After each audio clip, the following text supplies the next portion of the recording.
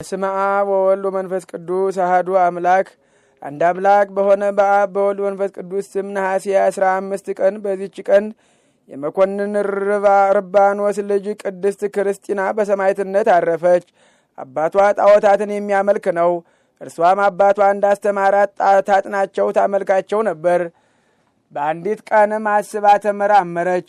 በልቧም እግዚአብሔርን መፍራት አደረባት። ተነስታም ፊቷን ወደ ምስራቅ መልሳ ቆመች።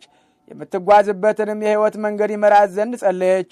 መንፈስ ቅዱስም አንድነትና ሦስትነትን ገለጠላት። አባቷን በመጣ ጊዜ ልጄ እንዴት አለሽ አላት። በክብር ባለቤት በክርስቶስ ሕይወት አለው አለችው። አባቷም ሰምቶ ደነገጠ። ልብሽን ምን ለወጠው አላት። እርሷም ከሰማይ አምላክ ተማርኩ አለችው። ከዚህ በኋላ አባቷ እያዘነ ሄደ። እርሷም ተነስታ ወደ እግዚአብሔር ጸለየች። ያን ጊዜም የእግዚአብሔር መልአክ መጥቶ እንዲህ አላት፣ በርቺ፣ ከሦስት መኳንንት ትሰቃይ ዘንድ አለሽ አላት። አዳኝ በሆነ በጌታችን በክርስቶስ ስም መስቀልም አተመባት። ሰማያዊ ህብስትንም ሰጣት። ከዚህ በኋላ ተነስታ ጣዖታቱ ወዳሉበት ቤት ገብታ ቀጠቀጠቻቸው። አባቷም አይቶ እጅግ ተቆጣ። ልጁንም ይገርፏት ዘንድ አዘዘ። ከስጋዋም ስለ ደም ፈንታ ማር ወጣ። ሁለተኛም በብረት አልጋ ላይ አስተኝተው ከበታቿ እሳትን እንዲያነዱ አዘዘ። እርሷንም የነካት ነገር የለም፣ ግን ከአረማውያን ብዙዎቹን አቃጠለ። ዳግመኛም በታንኳ አድርገው ወደ ባሕር ጥሏት ዘንድ አዘዘ።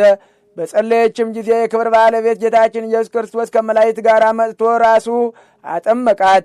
ሚካኤልም በእሳት ጉጠት የክብር ባለቤት የሆነ የክርስቶስን ሥጋና ደም አቀበላት። ከጣዖታትም እድፍ አነጻት። ከዚያችም በዛችም ሌሊት አባቷ ርባኖስ ሞተ። ስሙ ዲዮስ የሚባል ሌላ መኮንን መጣ። ቅድስት ክርስቲናንም አምጥተው ራቁቷን ሰቅለው ከበታቿ እሳትን እንዲያነዱ አዘዘ። ሴቶችም ራቁትነቷን አይተው መኮንኑን ረገሙት። እነርሱንም በሰይፍ አስቆረጣቸው። እርሷም ግን ምን አልነካትም። ሕዝቡም ይህንን ታምር አይተው የክብር ባለቤት በሆነ በጌታችን በኢየሱስ ክርስቶስም 30,012 ሰዎች አምነው በሰማዕትነት ሞቱ። ከሃዲው መኮንን ዲዮስም በድንገት ሞተ። ሦስተኛም መኮንን መጣ። የከበረች ክርስቲናንም ይዞ ለአማልክት ትሰዋ ዘንድ አባበላት። እርሷም እንዲህ አለችው፣ አንተና አማልክቶች ለዘላለም ወደማይጠፋ የገሃነመ እሳት ትወርዳላችሁ። እጅግም ተቆጥቶ ወደ እሳት ማንደጃ ውስጥ እንዲጨምሯት አዘዘ። ምንም የነካት የለም። ዳግመኛም ለአራዊት ይጥሏት ዘንድ አዘዘ። አራዊትም የእግሯን ትቢያ ላሱ። እባቦችንም የሚያጠምደውን የነከሱትና ወዲያውኑ ሞተ። ሁለተኛም ምላሷንና ጡቶቿን ቆረጡ። የምላሷንም ቁራጭ አንስታ ከመኮንኑ ዓይኖች ላይ ጣለችውና ዓይኖቹን አሳወረችበት። ቁጣውንም ተመልቶ ለእባቦች እንዲጥሏት አዘዘ። አንዲቷም እባብ ልቧን ነደፈቻት፣ አንዲቱ ደግሞ ጎኗን፣ እንዲሁም የምስክርነቷን ተጋድሎ ፈጸመች። ነፍሷንም አሳልፋ የድል አክሊልን ተቀዳጀች። ለእግዚአብሔር ምስጋና ይሁን፣ እኛንም በጸሎቷ ይማረን፣ በረከቷም ከሁላችን ክርስቲያኖች ጋር ጸንታ ትኑር አሜን። ሰላም ለክርስቲና ዘአጥመቃ እግዚአብሔር ወተሃበያ መልአኩ ሚካኤል ክቡር ለዛቲ ቅድስት ወንጽሕት እምነውር እምነ ስጋሃ ቀጹፍ ዘውዘ መዓር ያማኢርር ጉርኤየ እምጀጋይ መሪር። በዚችም ቀን የአንድ ክርስቲያናዊ ባለጸጋ ሰው ልጅ ቅድስት እንባ መሪና አረፈች። የዚች ቅድስት የእናቷ ስም ማርያም ይባላል። ሕፃንም ሆና ሳለች እናቷ ሞተችባት። አባቷም አድጋ አካለ መጠን እስከምትደርስ መልካም ትምህርትን እያስተማረ አሳደጋት። አባቷም እርሷን አጋብቶ እርሱን አንድ ገዳም ሄዶ ይመነኩስ ዘንድ ወደደ። እርሷም አባቷን ያንተን ነፍስ አድነ የኔን ነፍስ ታጠፋለህን አለችው። እርሱም ስለ አንቺ እንዴት አደርጋለሁ? ከገዳም ውስጥ ሴትን አይቀበሉኝምና አላት። እርሷም እንዲህ አለችው፣ አባቴ ሆይ የሴቶችን ልብስ ከላይ አስወግደ የወንዶችን ልብስ አልብሰኝና ከአንተ ጋር ውሰደኝ አለችው። የልቧን ጽናት አይቶ የወንድ ልብስ አልብሶ ከእርሱ ጋር ወሰዳት። የቀድሞ ስሟ መሪና ነበር። እርሱ ግን ስሟን ለውጦ እንባ መሪና ብሎ ጠራት። ገንዘቡንም ሁሉ ለድሆችና ለጦም አዳሪዎች በተነ። ልጁንም በወንድ ስም እየጠራ ከእርሱ ጋር ወሰዳት። ወደ አንድ የመነኮሳት ገዳም ደርሰው በዚያ እየተጋደሉ ኖሩ። ከዚህ በኋላ አባቷ ታመመ። ለሞትም በቀረበ ጊዜ አበምኔቱን ጠርቶ እርሷን ልጁን አደራ ሰጠው።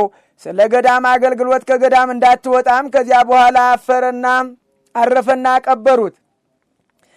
የከበረች እንባ መሪናም ከአባቷ ተለይታ ብቻዋን ቀረች። በጾምና በጸሎት በስግደት ከቀድሞዋ እጥፍ አድርጋ ተጋድሎን ጨመረች። ከዚህ በኋላ የገዳሙ መነኮሳት ይህን ወጣት መነኮስ ከእኛ ጋር ለገዳሙ አገልግሎት ለምን አይወጣም ብለው ተቃወሟት። እንዲህም አበምኔቱ ባስጨነቁት ጊዜ ከእርሳቸው ጋር ሰደዳት። ለመነኮሳቱ ቀለብ የሚሆነውን የገዳሙን እህል የሚሰበስብ አንድ ሰው አለ። መነኮሳቱም በሚወጡ ጊዜ ከእርሱ ዘንድ አድረው እህላቸውን ይጭናሉ። የእንግዳ መቀበያ ቤትም አለው፣ በዚያ ያድራሉ። በዚያች ዕለት ከጎረቤቱ አንድ ጎልማሳ ሰው መጥቶ በዚህ ሰው ቤት አድሮ የልጁን ድንግልና ጠፋ። እንዲህም አላት፣ አባትሽ ማን ደፈረሽ ብሎ የጠየቀሽ እንደሆነ አባ እንባ መሪና የሚሉት ወጣት መነኩሴ የደፈረኝ በይው አላት። በጸነሰችም ጊዜ አባቷ አወቀ። ማን ነው የደፈረሽ ብሎ ጠየቃት። እርሷም እንዲህ ብላ መለሰችለት፣ አባ እንባ መሪና የሚሉት ወጣት መነኩሴ የደፈረኝ አለች። ያን ጊዜም ተነስቶ ወደዚያ ገዳም ሄዶ መነኮሳቱን ይረግማቸው ጀመረ። አበምኔቱም ሰምቶ መጣና መነኮሳቱን ለምን ትረግማቸዋለህ? እግዚአብሔርን አትፈራውምን? አለው። እርሱም በልጁ ላይ የሆነውን ነገረው። እንዲህም አለው፣ አባ እንባ መሪና የሚሉት ወጣት መነኩሴ የልጄን ድንግልና ስለደፈረ ነው አለው። አበምኔቱም በሰማ ጊዜ እውነት መሰለውና እጅግ አዘነ። ሰውየውንም እንዲህ ብሎ ለመነው፣ በአንድ ሰው በደል ንጹሐን የሆኑ መነኮሳትን በሕዝባውያን ፊት አታዋርዳቸው፣ ይህንን ነገር ሰውር አለው። ከዚህ በኋላ ቅድስት እንባ መሪናን ጠርቶ ይገስጻትና ይረግማት ጀመረ። እርሷም ስለምን እንደሚረግማት አላወቀችም ነበር። ባወቀች ጊዜ ከእግሩ በታች ወድቃ እኔ ወጣት ነኝና በደሌን ይቅር በለኝ ብላ ለመነችው። እርሱም እጅግ ተቆጥቶ ከገዳሙ አባረራት።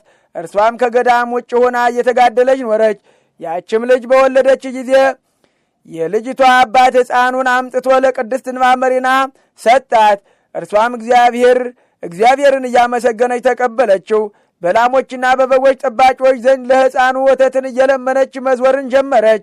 እንዲህም አድርጋ ሕፃኑን አሳደገችው። ከ3 ዓመት በኋላ መነኮሳቱ ተሰብስበው አበምኔቱን ለመኑት፣ አባ እንባ መሪናን ይቅርታ አድርጎለት ወደ ገዳሙ ይመልሰው ዘንድ። እርሱም ልመናቸውን ተቀብሎ ከመነኮሳቱ ጋር ቀላቀላት።